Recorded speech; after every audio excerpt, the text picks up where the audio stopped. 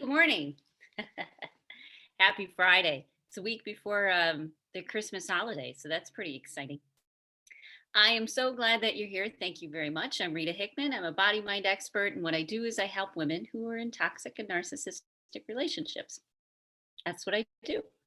And I help them do it by figuring out how their body mind works, how their subconscious works, their unconscious works, their uh, meridians, their chakras, their vibrational energy, their physical health, their immune system, their digestive system, all of it.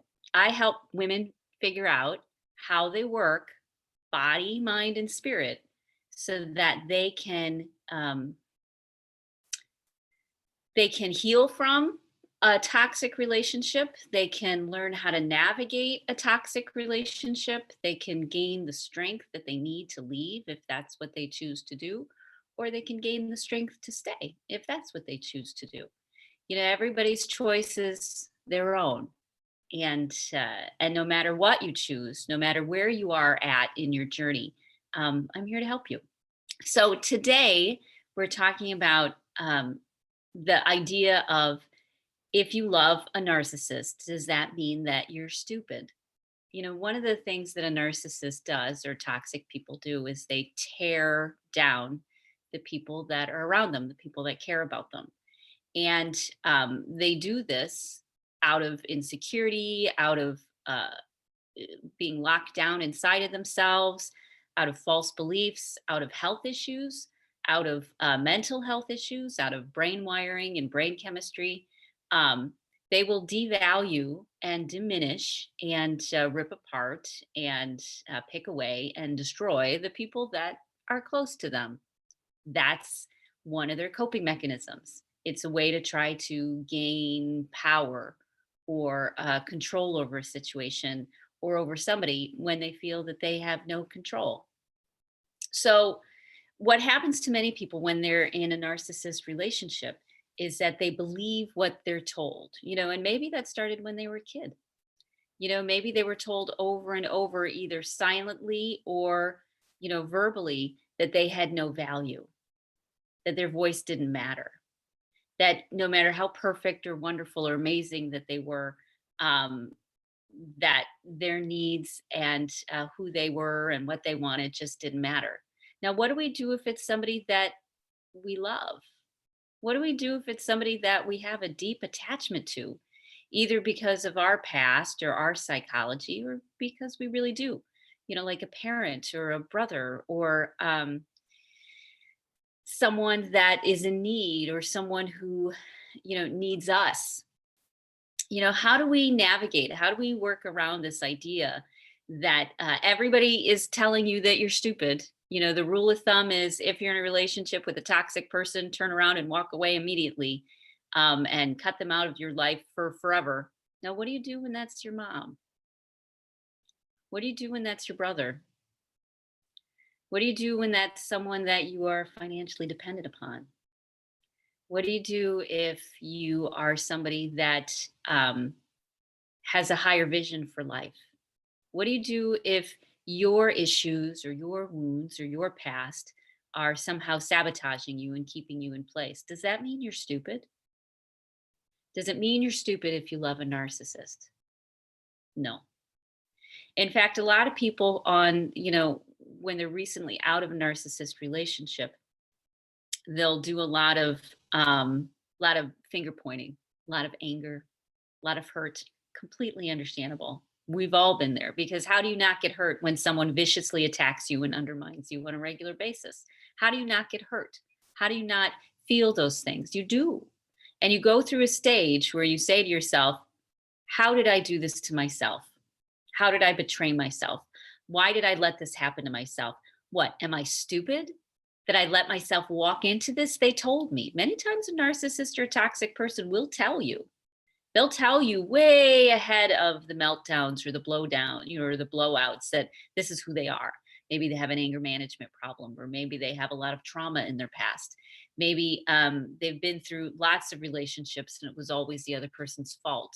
Maybe they have a very colorful history of how they've handled their stress. Most narcissists will tell you in some way, shape, or form if you know to look for the cues. But does that mean that you're stupid, that you didn't see it coming? No, not necessarily. A narcissist or toxic person has probably been dealing with these issues their entire lives. They've been dealing with it since before they were born in their mother's womb. And it may even go back many, many generations: mental health, trauma, distress, grief, all of those things. It goes back a long time. And so you are now connected to somebody who has literally lifetimes of experience in dealing with their mental health issue. And they're very good at navigating it. They're very comfortable with it. They're very good at working it to their advantage. And so when you walk into a relationship with a narcissist, you are at a significant disadvantage. It's predator prey. When you are in a narcissistic relationship, you are in a predator prey relationship for the most part. You really are, no matter what the cause. No matter if it's a cause because someone has Asperger's, or if it's a cause because they have borderline, or if they have bipolar, or severe trauma in their life. They approach life in a very protective way, and they need to be at the top of the food chain. And the top of the food chain is a predator. And so you're walking into a situation being charmed or interested or swept off your feet, or seduced, or told everything that you ever wanted to hear because you were prey. Now, does that mean you're stupid that you were prey? No.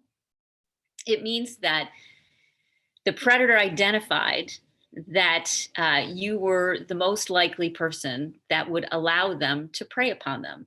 Many women who were empaths with their own trauma in their past, they look at people and they want to help. They want to be there. They want to be needed. They want to be valued. And so they walk into a situation thinking that they can. Aha, this person really needs me.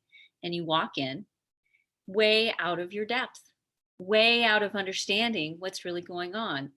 Because we as empaths and compassionate people are very used to looking at the world as if the world is us. It took me a long time to not look at people I interacted with as 4-year-old girls who had trauma, childhood trauma. So I treated people with kid gloves. I treated people with everybody with kindness and care, and even at my own expense, even when it would rip me apart, because um, because those were the wounds that I still had of who I needed to be. It's only when you start working on yourself, it's only when you start doing things that actually do respect yourself. What does self respect look like? Self respect looks like valuing how you feel and making sure that those feelings are honored. However you choose to do it, whether you choose to do it with a therapist, whether you choose to do it on your own, whether you choose to do it by walk outside. Either way, your feelings and what you want are honored. That's self respect. Self love is when you do things which are kind to yourself, when you do things that make you feel good. We look at caring for ourselves as selfish, but in reality, it's self love. And if you don't love yourself, trust me, nobody else is going to be able to fill that hole. You have to decide for yourself that you are worthy of giving yourself kindness and love and compassion and caring and nurturing, nourishing things, not seen as selfish, not seen as self-absorbed, not seen as that it's a luxury that you can't afford. Everybody can afford to walk outside at some point in time. Everybody can afford to open a window and breathe in that fresh air and take a few moments to just be present to what's going on. Those sorts of things are self-love. When you do things that make you feel good, like eating vegetables, that's self-love. Drinking water, that's self-love. Doing a little bit of yoga, that's self-love. Doing a little bit of energy work, that's self-love. And you have to love yourself. You have to bring that nourishment into you. And when you do that, you stop becoming prey. Because now you're not looking for someone else to fill that hole. Now you're not looking for something else to make you feel better. You're taking responsibility for your own feelings, for your own wants, for your own needs. You're not blaming anybody else for the situation. So, does it make you stupid that you fall prey to a toxic or narcissistic person? No. Does it mean you have some wounds and you need to do some self respect and self love work? Absolutely. Because narcissists are looking for prey. And if you're no longer prey, then there's no reason for them to come after you because you're not easy, because because you'll push back, because you may be a little intimidating and dangerous, in fact, because we all know under the surface, narcissists deal with a lot of emotional angst. And when you're able to manage your emotions, it makes you a little bit intimidating, because the person who stays level and calm in difficult situations are the ones who actually end up successful. They're the ones who are able to move forward. And many times a narcissist is not able to do that. They're not able to regulate their emotions. They're not able to control them.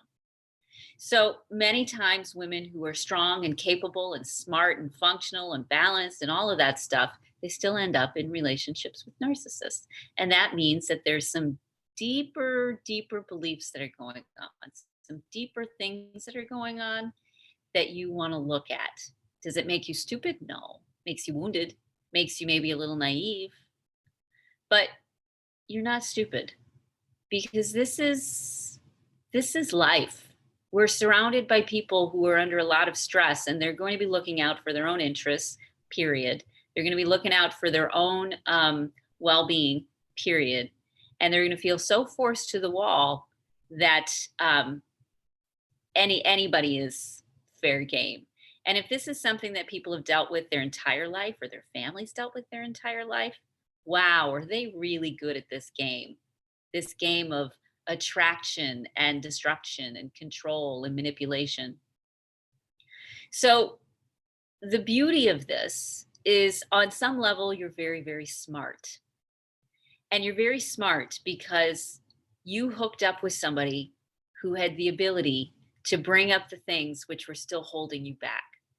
Because our past, our beliefs, our emotional angst, they're chains that hang on us and weigh us down and keep us trapped. And many times we'll go through decades of life being trapped and weighed down by trying to be perfect and trying to do more and spending our lives spinning in a circle. And then a narcissist or a toxic person comes along and they bring those things out of us. They pull them out of us and we can't hide anymore. Now they're at the forefront of our mind in the form of a narcissist. They're right in our face in the form of somebody who's toxic. That's what happens. And so by being connected to a narcissist, by navigating a relationship with a narcissist, it means that you're ready to heal. You're ready to pull forth the things that have been controlling you all of your life, ever since whatever that thing happened that happened. It's been controlling you. And this gives you an opportunity to look at it square in the face, no shying back, because here it is in your face. One of my favorite healing experiences was when I was fired. I'd never been fired before because I was perfect, right? Because I did everything. I bent over backwards. I put on the mask. I was happy when I wasn't. I overachieved, highly successful. A lot of women are like that. And so oddly enough to me, I got fired. And while that was happening, they said some things about me. And I was able to say, no, that's not really true. So it's like a narcissist comes along and says the very thing you are most frightened to hear. And you get to decide whether it's true or not.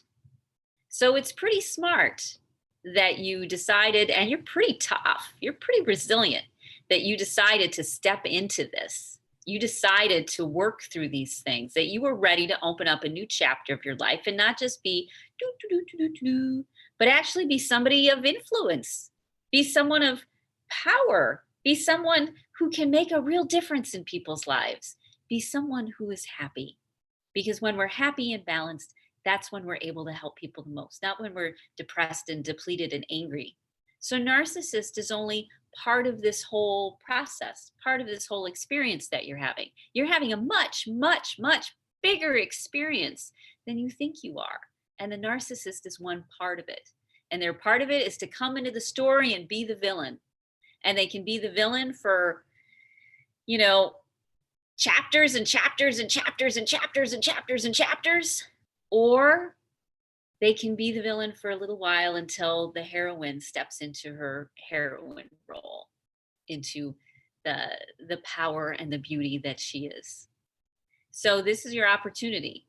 If you had a relationship with a narcissist, this is your opportunity to really blossom and to flower and realize that this narcissist came into your life for some reason to bring these things out of you because you were ready to step into a whole new world. So there you go. So if you're feeling stuck, I've got a wonderful group of women. We meet every Tuesday. It's super affordable. I'm doing a like crazy discount until I get 40 women in the group. And it's going to be 40 women in the group for a year so that people can come and go and move and shift. And, you know, there's no pressure. You can do things in your own way, in your own time. So if you're interested in doing 2020, with friends and strong, smart, capable, amazing women from all over the country of all sorts of levels of status and success and intelligence. And they're really amazing. And you are too. You belong there. And so if you're interested, let me know because once it's hit 40, then the price like quadruples because I want to keep the number manageable, you know, so that we can each really create a great experience. So let me know, get on the stick, don't screw around, 40 women and super duper affordable. Okay. And you get all the support that you need and resources and love and care and connection. You get that. And I want you there. Okay. So have a great day. Have a great weekend. And I'll see you Monday. Bye.